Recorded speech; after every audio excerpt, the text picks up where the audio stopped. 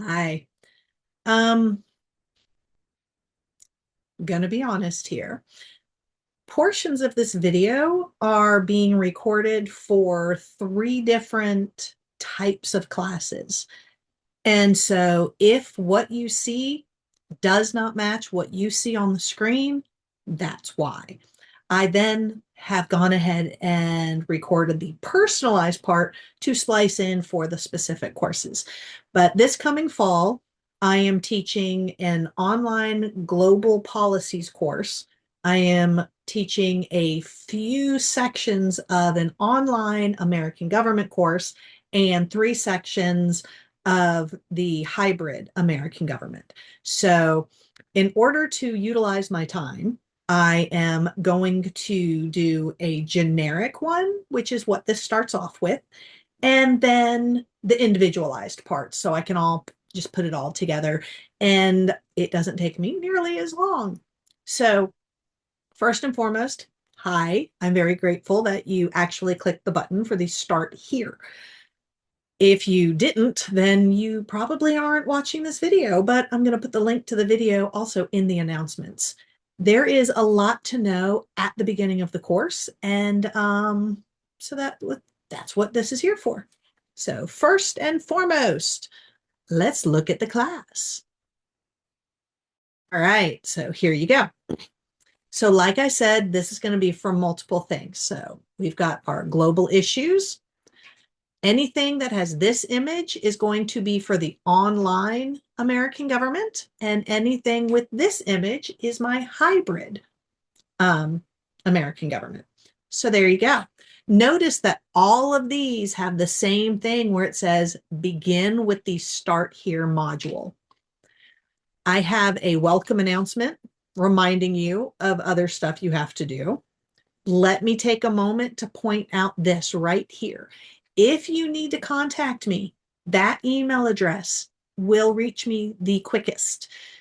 A lot of people, for some reason, will just keep sending stuff through Brightspace, but I don't get any messages on Brightspace until I log into Brightspace. And so if you're needing an answer quickly, this email is the best one to use. This is what I recommend everybody use, and copy and paste it into your contacts or whatever, because I have people who will tell me they kept emailing it and I never got it because they didn't spell something correctly. So there you go. We then have our Start Here. Begin the course with the Start Here module. If you clicked here, that would bring you here, and it's telling you again, Start Here module. Now, how I would do it, go to Content, and it should give you this whole list on the side. I've been working on it. I've got everything set up. At Start Here, you click here, start with this video. That's this video right here that we're making. After the video, you go to Start Here after video. This is going to recap most of what I'm going to say right now. So the basic information you must know is I lock everything down. A lot of people have taken classes where they just get used to clicking on the tabs at the top, going straight to the discussion, straight to the quiz, whatever. If you do not open each of the weekly files, nothing that week will open. And I even go a step further, because if you didn't open this week's file, you can't open next week's file. So you have to open the files I'm telling you to open. That is where right here, number one, always open the weekly file. Then look over the syllabus. Clearly, this one is going to change depending on which course you're in. This will bring you to a syllabus. I'll show you that in just a little bit. Then we have the course-specific information no longer listed in the syllabus. This is because SGSC changed the way we do our syllabi. And we have been given a template. We put very specific information there.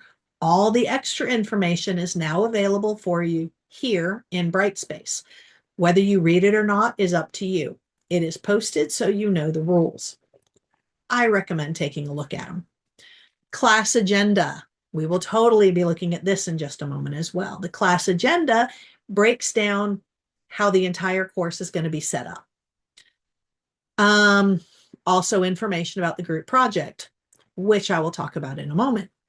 And then here, make sure to read and understand the rules for discussions. Oh yeah, oh yeah. For the online classes, of course you have online discussions. That's what we do.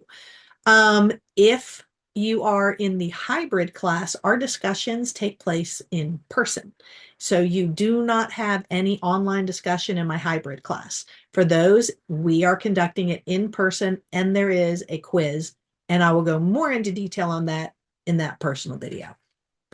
And then here, the welcome announcement, which I showed you just a second ago, which is reminding you that you have to start every week by opening the weekly file. Now, if you look at this part right here, it tells you make sure to do the contract for course in order to unlock the course. This means week 1 is closed until you complete the contract. And then I have to specify you have to make 100% on the quiz. Last term, I did not tell people you had to make a 100 because it never occurred to me people would not make a 100. Every one of them is just basically making you aware of specific rules. And it's like, I understand that. And then it's true, false. They're all going to be true because you are basically agreeing to the terms of the course. I'm not going to change it. And if you don't agree to it, you can't unlock the course. It's that simple. So there you go. Once you do the contract for course, week 1 will open. So when week 1 opens, you will see here, it has week 1 file. So you click on the week 1 file. So for American government, whether it's online or hybrid, this is all pretty much the same with the exception of the discussions part. But you will have the PowerPoint for week 1, quiz 1, extra 1, and then reason versus excuse. There's a little lesson with that and a quiz. For your quizzes, and let me go ahead in case, I hate when I bring it up a little too far. Come on, go away. There we go. I'm going to bring it here just so you can see for the global issues course. Week 1 is also pretty much the same. You've got the reason versus excuse video, quiz 1, discussion 1. For global issues, quiz 1 goes with the reason versus excuse video, and it counts as a quiz. For American government, you have a specific quiz. And I believe the reason versus excuse quiz might be extra credit. But anyway, you can see that everything is set out the same. I've got the whole thing already started. But what I do want to show you, see, I'm trying to be fair, doing all of them. One of the big ones I truly want to make sure you see is under important papers and such. We have your syllabus. We have important dates. That's what I want to look at right here. All of the terms, all of the courses, sections have this, the important dates. I highly recommend taking a look at them. This is letting you know the first day of class, Monday, August 17th. Drop add period is that whole first week. Dragon Con is Labor Day weekend. The school is closed, I believe, on that Monday, but I work Dragon Con. This will be my, I think, 12th year, maybe 13th. I am the captain of disability services at the Hilton Hotel. And so I work the whole thing. And because of that, there are days we will not have in-seat class. And so I put here, there is no in-seat class September 2nd through 8th. So that means the Wednesday and Thursday before Labor Day, there is no in-seat class, but there is that Tuesday. And then the Tuesday after Labor Day, there is no in-seat class, but there is that Wednesday. There will be posts in the content in those weekly folders in order to make sure you know. Midterm is October 8th. I do not do a midterm exam in any of my courses. Instead, you just keep track of your stuff, your grades. I keep them up to date. I give you 7 days from when I post your grade to argue your grade. That information is found here in the course-specific information, no longer listed in syllabus. I am really good about keeping up to date on grading because it is my personal opinion that how can you keep doing, assignments if you don't know how you're doing? So I grade like that. I do my best to do it as quickly as possible.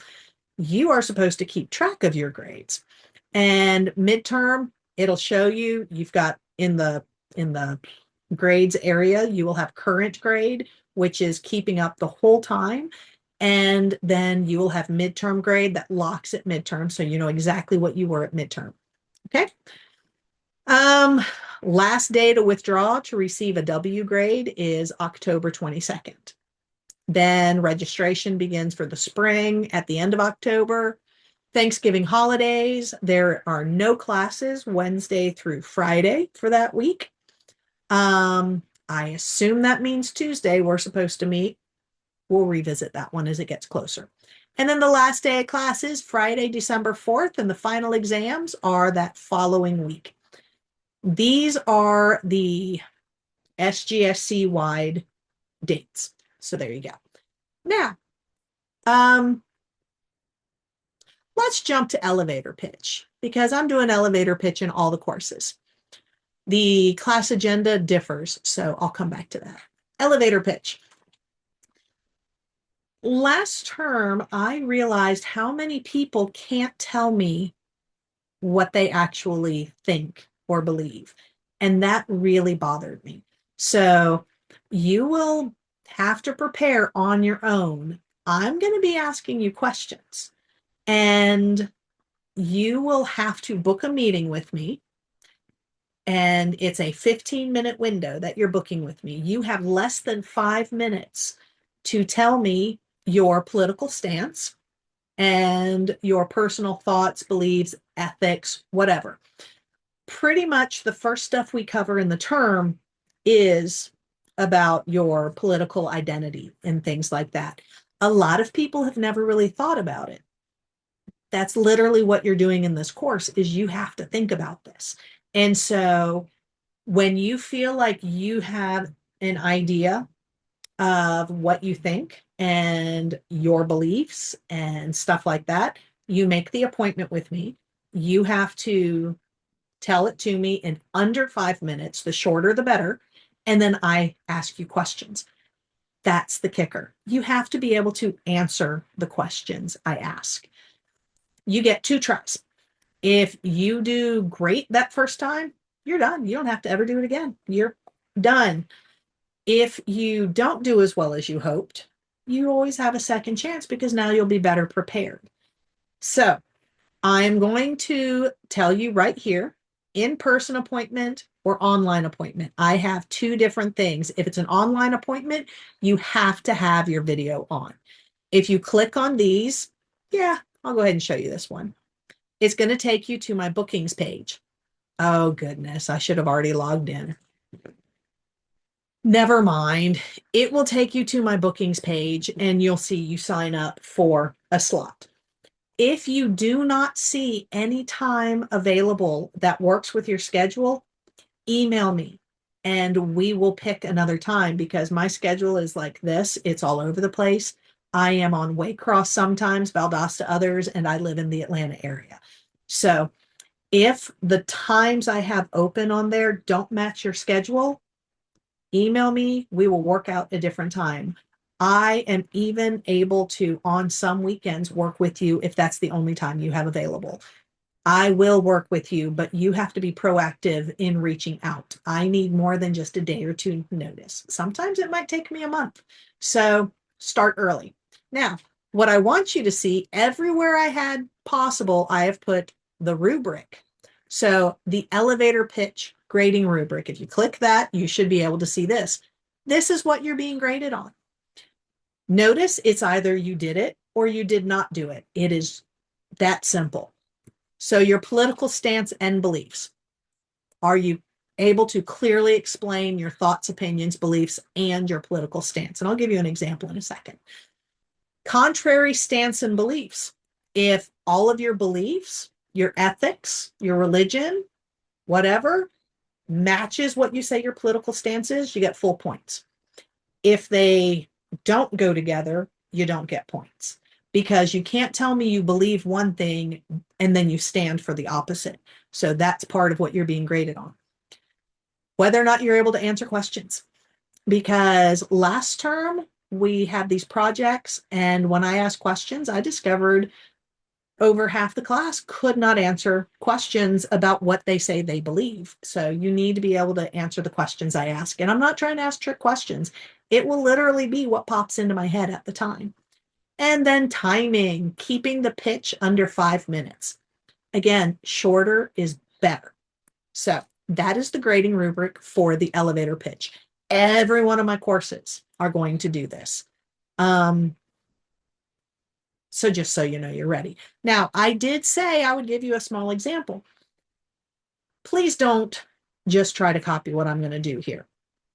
I'm going to give you a couple of examples. One example, say you're a dual enrollment student, you are 16 years old, you've never in your life even thought about politics, you think it's just ridiculous that you even have to take this course. So you have no idea what your political stance is. That's valid.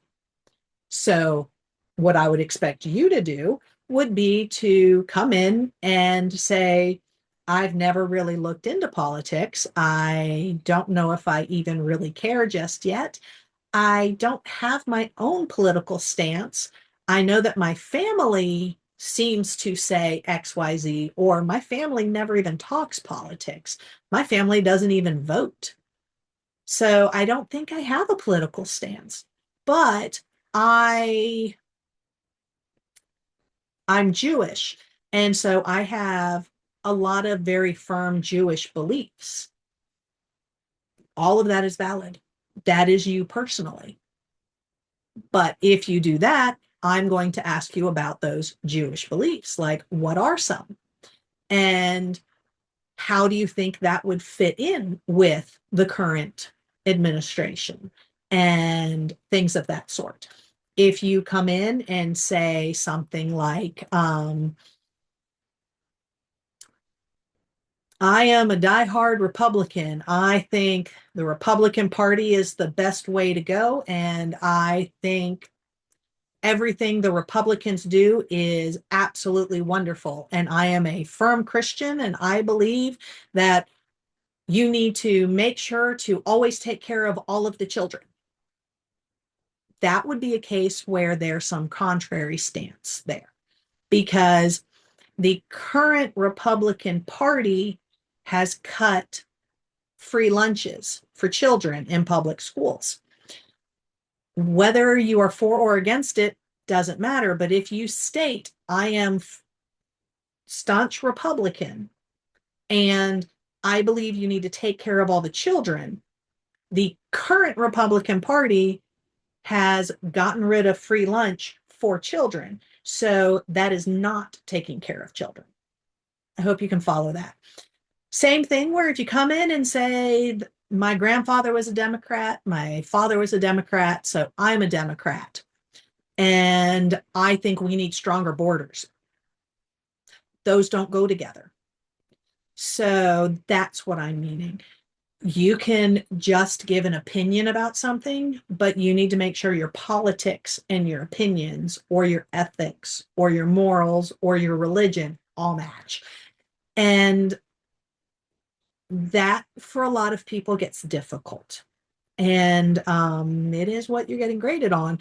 It's not that you're being graded on whether or not you are a Christian or whether or not you are a Republican or a Democrat. It is literally making sure that you are supporting what you say you believe. And I think that's extremely important. And that is going to be a theme through the whole term. So there you go. That is the elevator pitch. Everybody has to do it. Okay, so let's go back to, oh, that opened a tab. Close. It's been a long day already, dude. Okay, so there we go. That's the elevator pitch.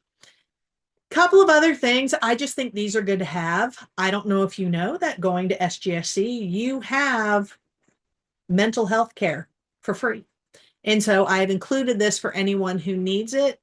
Notice it says you can click right here. It's a hyperlink to take you to there. And they have a phone number and everything, because a lot of people have a lot of hard times.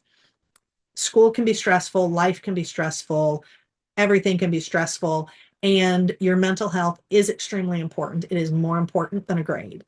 And I want to make sure that you have access to a source that, you know, is not going to cost you a dime. So there you go. All right, Ground News. This is a website that I think everybody needs to use, and you're going to be required to use this. I have a paid version. You can use the free version if you decide you like it. You can, get a subscription. It doesn't matter. It's entirely up to you. Why I recommend this and kind of push it is, notice right here, left, center, right. Ground News has all kinds of different topics, and it lets you know if it's left leaning, right leaning, or centered. This is important because so much is biased. And if you are only looking at one side, I don't care whether it's right or left, you are not getting the full picture. So what I require is you have to look at multiple sides. So you could pick the same, I'm just going to go to this one. Oh, that was not a good choice because that didn't show any of the other. Hold on. We'll go to this one. So this one shows you that we've got 4 left-leaning articles, we've got 2 center articles, and we've got 8 right-leaning articles. So what I would tell you to do is pick one of the right-leaning articles to read, one of the left-leaning articles to read, and read the center. You have to read the same story multiple ways to make sure you're getting the full picture. Am I going to say you're not allowed to use a particular news source? No. If it's an actual news source, feel free, but you also have to look at the other side. And it has to actually be a news source, not just a website. There are, last term, I had a lot of people who just kept trying to use the Heritage Foundation for their source. That's not a news source. So while you can say the Heritage Foundation says, sure, but that's not a news. So I'm specifying in discussions, news articles. This is how you are to do it, is to go through here and get left, center, and right. So that's what we're going for. Okay, now that was Ground News. Legal Eagle. Legal Eagle is a website. They have a YouTube channel. I shouldn't say it's a website because this link here is literally to the YouTube channel. Sometimes I'm going to give you a specific video from them to watch, and then there will be discussion with it. Other times you are going to be told to go there and find something. And let me just show you. Hopefully it doesn't automatically play. Yeah, there we go. This is what it is. So Legal Eagle is a channel where they talk about the actual law of things. And that's why I use it, because in this day and age, you will get so many things said where people say something is blah, but they don't know. They're just repeating what they've heard. Most people have watched enough courtroom dramas that they think they understand the way law is supposed to go, but it's not as simple as you think. A lot of news places, a lot of news sources oversimplify in order to make it more palatable to the person reading. Legal Eagle tells you the actual law. So then they can say, this goes against the law because XYZ. They have a whole lot having to do with the Constitution, and that's something we're going to be talking a lot about throughout the term. And so I will be pushing you towards Legal Eagle a lot. So I highly recommend getting familiar with it. And on the times where I tell you to find a specific something, all you have to do is go here. And then, like, I can say democracy. and then you will see some stuff pop up. Some obviously you don't need, like this. Probably not going to be something we need for our class, but you can find some very interesting stories here, and you can see how recent they are or how far back they go. So this is extremely helpful, and you will be using it throughout the term, no matter what class you're in. I will be having you do that. Okay, the final part that is mostly the same for all the courses is the semester-long project. It is extremely similar to all of my classes, but there's small differences. Sorry, I got distracted. I hear my kitten playing over there. The basic thing for your semester-long project, and I'm going to stop sharing so I can chat with you for a minute here. You're going to be put in groups. If you're online, you're going to have group discussion boards that you are required to use. As in, the group discussion board is part of your grade, your personal grade. If you are in the hybrid class, you will also have a group discussion board with some stuff that you're told has to be discussed there. But you will also have in-person time, and you're getting graded on what you're doing in class with your group at that time. So everybody earns a personal grade in their group. The overall topic is going to be different terms we're covering, tying it all together. You're going to be covering like misinformation, disinformation, propaganda, various political styles. This is why this works both for the global issues and our global policies and the American government. So the difference I'm doing this term is every group is going to be told specifically what they're covering. So each group is covering something different. Very important to pay attention to what I tell your group that you have to do. I will be setting up the groups. I know for the online groups, I set them up before the class even begins. I go simply by the class list a couple of days before class starts. I just go ahead and put you into groups so it's ready if you're ready. So on the online groups, if you can't find a group that you're in and your name will be listed, you have to tell me. And I will try to remember to keep an eye on it, and groups kind of get adjusted. The in-person class, I haven't decided yet. I've done both where I have gone ahead and just assigned it, but last term I had fun and I just wrote stuff on papers and scrambled it up and had everybody just randomly pick. So I'm not sure what I'm doing yet, but I'm leaning towards that. And so if you're not in class on the first day, you're going to have some trouble getting into your group. We'll have to figure it out. But just know there is a semester-long group project. This semester-long group project you are supposed to work on for the entire semester. A lot of people, I would hesitate to say most people, think that they can just not worry about it until a couple of weeks before it's due. That is not recommended. It is a high point item and a lot of work. If you wait till the very end, you will not be able to do well in the project. I say that because I am going to ask you questions, and you're going to have to be able to answer my questions.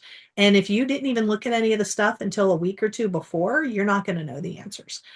The other part is you are being graded from the very first day of class.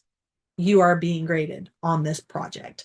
You are going to be told to do certain things at certain stages.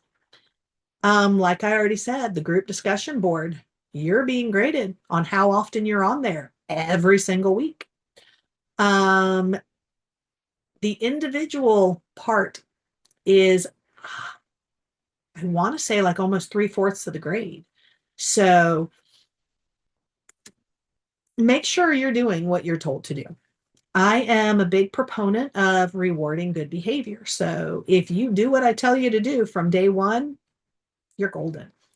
If you think you know better and can just wait until the very end, not going to go so well. Which brings me to this.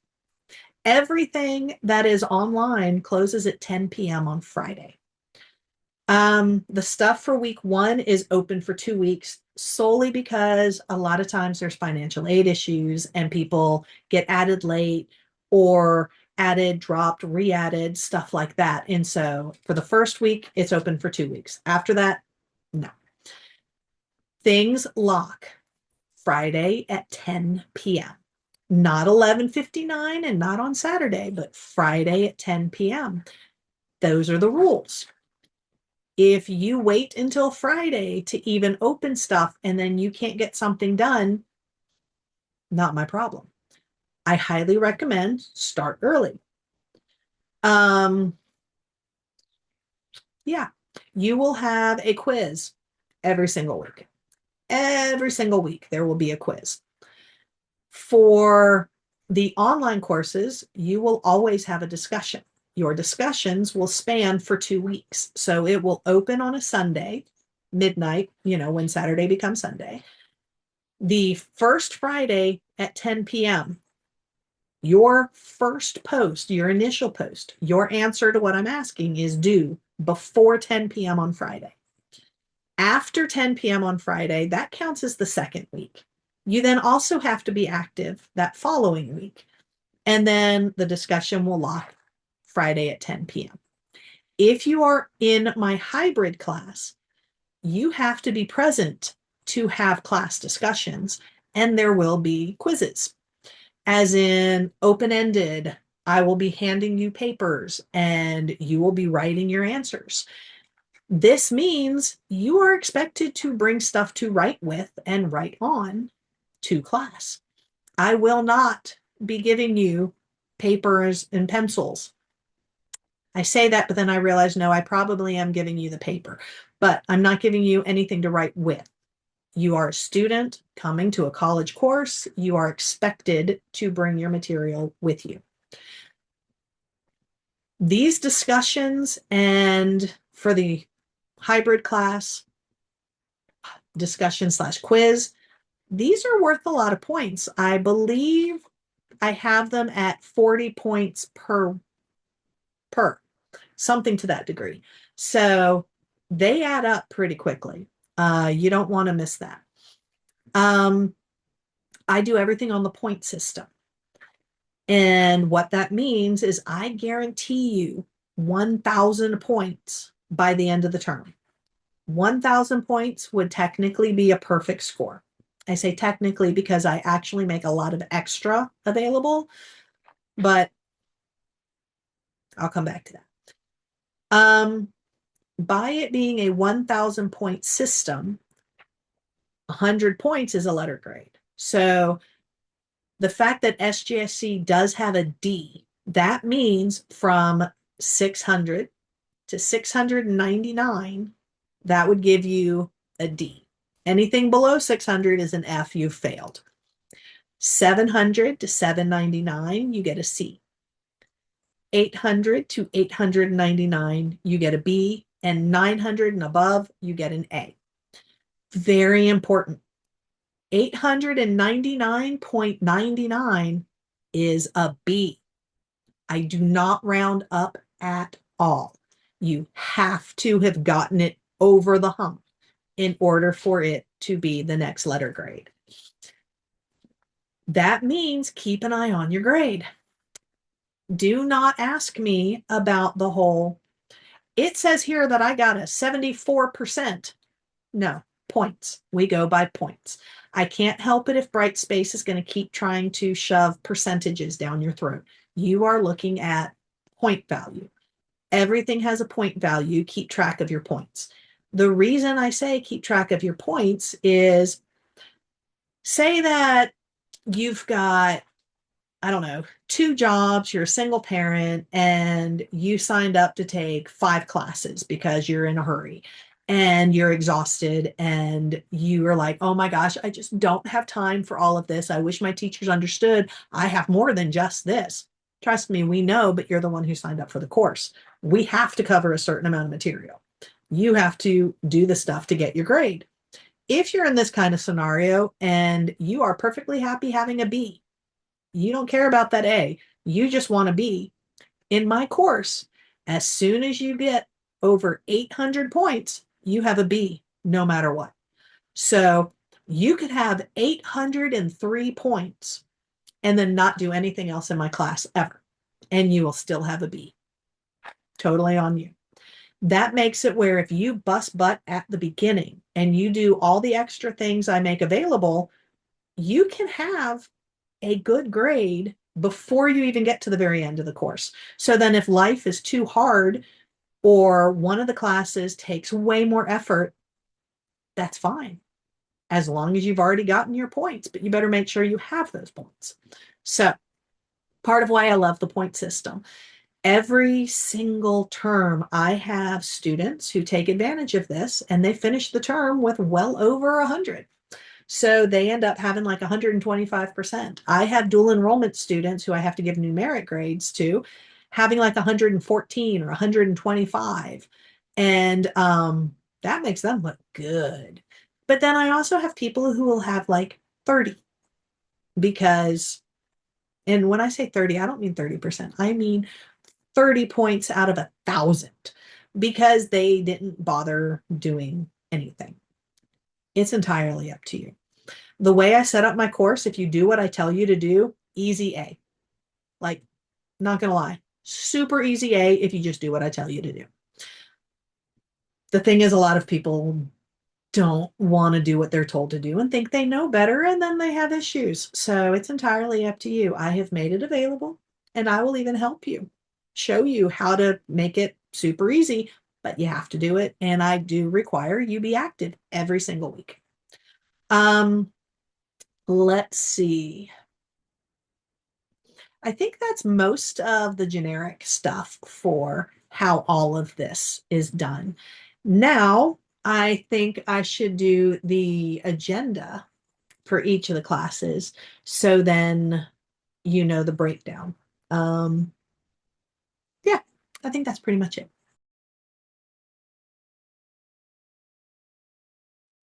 Okay, so I thought I was done, and then it occurred to me I missed something. I forgot to cover your syllabus. So we're going to look at the syllabus real quick. What's so funny is me saying that when in reality, it doesn't matter. You never would have way, right? So we are going to go to important papers and such, syllabus. So this is your syllabus. We've got the contact information. I still say use this email address because that is the fastest way to get me. This phone number is the office phone number. I am in the office some of Tuesday and then all day Wednesday when I'm not in the classroom. And then other than that, it's going to be hit or miss. If I need to schedule something to meet with you, then I can try to be there. But I don't live there. And I'm teaching on 2 different campuses and I live in Atlanta. So there you go. Okay, your textbook, Introduction to Global Politics. And this is the part that I thought you would really want to know, is the breakdown of how your points are going to happen. We have already covered the point system. So the way this works is you have a weekly quiz. Every single week for 17 weeks, you will have a quiz. Each of these quizzes are worth 11.25 points. You will have a discussion. There is a discussion every 2 weeks. I believe it's a total of 9 discussions on there. So one of them I think is extra credit. But each of these discussions are 40 points apiece. You do not want to miss those. Already covered the rubric. Elevator pitch. Already covered that. That's 50 points. That's half a letter grade. You then have the semester-long project that you are expected to work on the entire semester. And more details are going to come throughout the next few weeks. I believe I have week 1, you've got the here's the basics. And then week 3, I think you get an assignment. Week 5, there's another one. And then week 8, I think you're supposed to be really working on. Exams, you will have exam 1 and exam 2. And each of those are worth 100 points. So the first, I think your book has 10 chapters. So chapters 1 through 5 is exam 1, and then chapters 6 through 10 is exam 2. And then you have a cumulative final at the very end, which means it's covering all of it. And that's another 100 points. And that's pretty much it. The rest of this is basic stuff. I can tell you under here, the course specific information no longer listed in syllabus will tell you that I do not accept any late work at all. This is important to let you know, if you didn't get the point earlier, that this course, I do not allow the use of AI at all. If you have anything in your post that is from AI, I have a way of saying, yes, I know this is AI. Even if it's only part of it, you will get a 0. I have a 0 AI policy in this course. Yeah, I do believe that's it. So again, if you have any questions, just shoot me a message at the email address that I told you.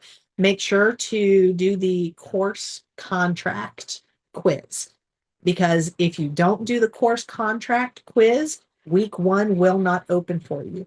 And if you do not do the course contract quiz and week 1, week 2 will not open for you. So these are non-negotiable. You have to do. All right, time to cover that class agenda stuff, huh? All right, so let's go back to sharing the screen so you know what I'm talking about. Okay, here we go. All right, so we've already talked about the welcome, start here, the project, the dates, all of that stuff. So the only stuff I have left for you is going to be, here we go. We're going to go back to the important papers and such, and we're going to look at the class agenda. So this is your class agenda. It tells you each week through week 17, the dates. These are Sunday through Saturday, but remember, things are due Friday at 10 p.m. So like week 2, everything is due on August 28th. Now, here is the breakdown for your course. The first week, just introduction, get you started, start doing a little discussion and reason versus excuse. Then chapter 1. Each week, we don't do more than 1 chapter. The textbook for global issues, not super huge. So it makes it really easy. Week 7, we do a recap. And I think that is when your first exam is. And then midterm, you're expected to work on your project. So this is almost like having a little break, but you are expected to work on your project. Then we get back to covering the chapters, and then we do the recap of chapters 6 through 10 on week 14. This is also when your project will be due, and this is also when I believe your exam 2 is. I'll take a peek just to make sure. Then Thanksgiving holiday. Then we're going to recap, and then you have a final exam. So by the time Thanksgiving gets here, you've already finished almost everything for this course. That way you can breathe, focus on other things, truly enjoy Thanksgiving. Your whole course is already set up. There are some things at the bottom here, if you feel like reading them. They are holdovers from previous courses, and I've just imported them for those of you who enjoy that kind of thing. Now,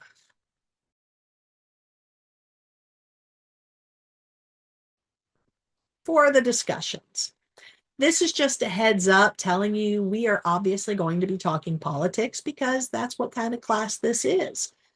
I'm telling you right here, one of the number one things I want you to do is challenge your own beliefs. If you 100% believe something,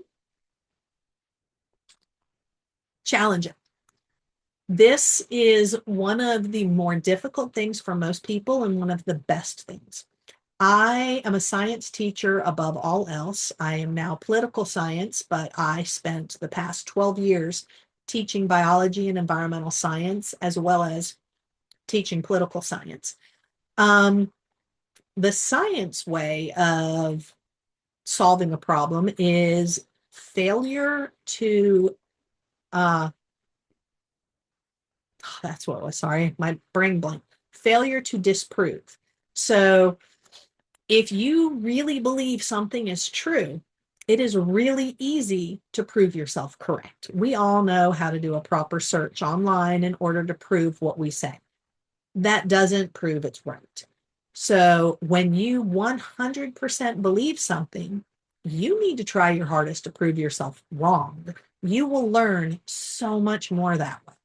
And in the process of proving yourself wrong or trying to prove yourself wrong, you're going to learn so much more, not just about yourself, but about the whole topic. And a lot of times you might not be able to prove yourself wrong, which means you were right in the first place. But it is that process of trying to prove yourself wrong that is the big growth for people. You're supposed to try to educate others by sharing actual news and or scientific articles.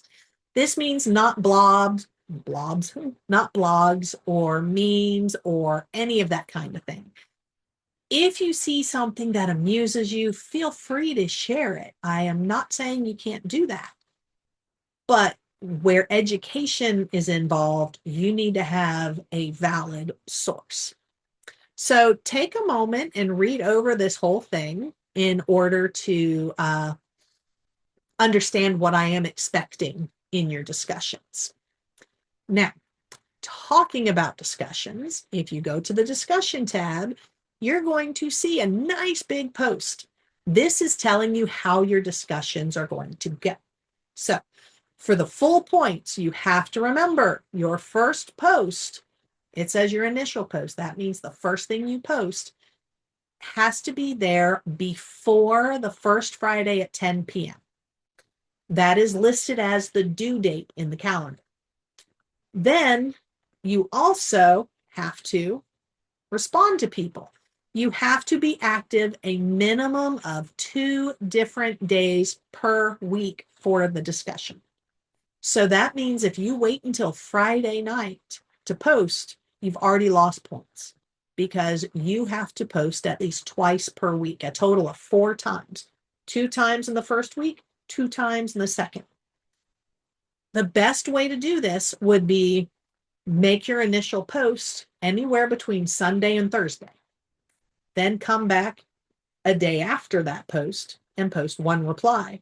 Then come back the next week, 2 different days, do 2 more replies. If you've done that, you've already met all of the mechanics right there. Where it says make sure to watch the video about the rules and grading rubric, that's this one. So I have stuff popping up on my screen, so I'm trying to get rid of them. What in the world did I just click? I wonder if you see it too. Do you? There we go. I don't know what that was. Okay, so this is again just reminding you your first post is due before Friday at 10. If you want full points, you have to post before Friday because you're going to get graded for if you've posted before Friday. You're going to get graded on if you posted twice in the first week. I should say 2 separate days the first week and 2 separate days the second week. You have to reply to at least 3 people. And remember, it's a discussion. It's not a, I agree. Wow, great writing. Or one that really annoys me, the flyby question, where you just slap down a question and you never come back. It is totally fine to ask questions, but you better come back to see if they answered it and comment on that. This is supposed to replace what we would be talking about if this was an in-person class. I do not want papers. This is not a paper. I do not want a title page. I do not want it to sound all kinds of super academic. You are being graded on being casual and sounding like a human being talking. AI, not allowed at all. If I have evidence in there of even part of it being written by AI, you get an automatic 0, just so you know. All right. This other part a lot of people seem to have issues with is you must post in the discussion. No attachments, no screenshots. Actually type your response in the discussion. So, example would be here for discussion 1. You click on discussion 1, you read what it says, you type start a new thread, hi, and then you type here, hello. That is what you do. And then you hit post. You do not upload anything. You do not type it somewhere else and then type in here, my post is attached. No, I will not open it. You will get a 0. You must actually type in here for your discussion. All right. Leave page because I don't need it. Now, notice here, grading rubric for discussions can be found here. This is how you're being graded. So right here, personal and casual. You either get 10 points for it being casual writing and not academic, or you get no points. There is no in between. I either feel like an actual human is talking to me, or I feel like somebody is trying to give me a paper. First post was on or before 10 p.m. the Friday of the first week. Or no points. It was after 10 p.m. on Friday. Here, full points. Active a minimum of 2 days per week. The week is Sunday through Friday. Active less than a minimum of 2 days per week, or active only 1 day. So if you are only on there 1 day, you get 0 points here. Fully answered the topic, mostly answered the topic, clear that you made the effort, you just might have forgotten something. Or you didn't really answer it, or it was just a whole bunch of fluff. Because a lot of people copy, paste into AI, and then copy and paste that as their discussion. That's not going to match what I am asking for you in your discussion. At which point, you're not going to get any points. Critical thinking, display critical thinking, did not display critical thinking. I need to see that you thought about what you said. If, let's see. I'm teaching the courses online this summer. And one of the most recent ones, we were talking about impeachment. And the number of people who clearly used AI for this, because, dude, I promise you, the number of exact sentences I get from people is insane. And this one is something along the lines of, I personally believe that impeachment is beneficial as long as it is due to overwhelming evidence and not due to a political blah, blah, blah, blah, blah. That's fine if that's what you think, but there is no thinking there. You have to, if you state that, tell me why you're saying that. You can't say it shouldn't be used for political blah, blah, blah, and not give me an example of why you're saying it. Because none of the impeachments that the country has had have ever been for a political motive. It's been due to overwhelming evidence of wrongdoing. And to make that statement and not back it up, that shows you are not thinking. So when you make a statement, you have to show me why you're saying it, and it has to make sense. All right, thoughts and opinions. You have to tell me your opinion. I do not allow I can see this side and I can see that side, and then you not give me an opinion. It is okay to say, I can see why a person says this and I can see why a person says that, but I believe you have to be clear. Notice the all caps clearly stated. If I can't tell what you're saying, you can't get points for it. If you're hemming and hawing and not quite being clear, I can't give you points for it. You have to clearly state, I think, I believe, my opinion is. I need to know without a shadow of a doubt where you stand on something. That is a big thing for me in this class, is getting people to learn to stand up and say what they believe. We're not all going to believe the same thing, and that's okay. That's the way it's supposed to be. But everybody should clearly state what they think. Notice you also have to back it up. You can't just say, I think this, and not give me a reason why you think it. Content and interaction. This is where it says you have to reply to at least 3 people. And you're supposed to be responding to people who respond to you. You're also having to further the discussion. Notice it says no fluff. Interact with at least 3 classmates and had 2 really good responses. That means if 2 of your 3 responses were really good and one of them was the, I agree, water is wet, that kind of thing, that's where you go. Replied to 2 instead of 3, but they were good. Responded to only 1 person, or all of your responses were ridiculous, like I agree. And if you didn't respond to anyone, or only replied with fluff, like all of them are only fluff, 0. Written properly. You don't have typos. You had paragraphs. Let me emphasize this. You had paragraphs. I can read it. It looks like a college person wrote it. And when I say it looks like a college person wrote it, I mean, you know that you capitalize the letter I when you're referring to yourself. You know that you capitalize the first letter of a sentence. You use periods at the ends of sentences. You use an apostrophe when you write things like wasn't or can't, that kind of stuff. I want the casual speak. So I am not going to pick on you for a more casual tone. But it's not text speak. You do have to use punctuation.